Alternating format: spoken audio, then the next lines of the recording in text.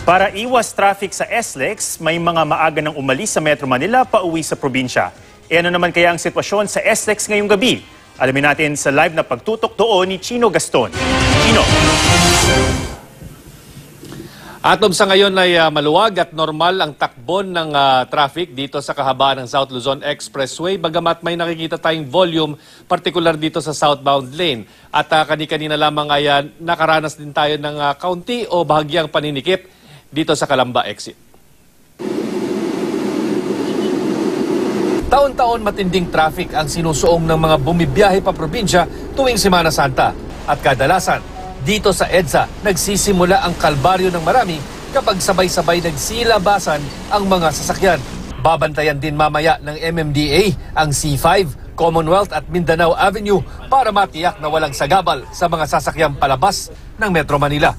Right now, we're manning all the terminals, both in Pasay and Cubao, para sa ganun masaayos natin yung trapiko dito at hindi tayo mag-clog. Payo ng MMDA sa mga motorista, tiyaking maayos ang kondisyon ng mga sasakyan. Huwag uminom ng alak sa bisperas ng biyahe at magbaon ng maraming pasensya. Ang mga maagang umalis ng Metro Manila kanina, hindi pa raw gaanong na traffic. Hindi pa naman. Siguro mga hapon, yan, meron na yan hanggang gabi. At sa mga hindi gaanong kabisado ang mga daanan sa probinsya, buti na lang may mga app na pwedeng gamitin.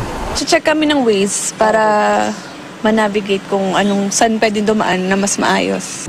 Gaya ng mga nakarang taon, halos lahat ng mga gasolinahan sa SLEX may mga motorist assistance centers na handang tumulong sa mga tumitirik, sasakyan man yan o tao.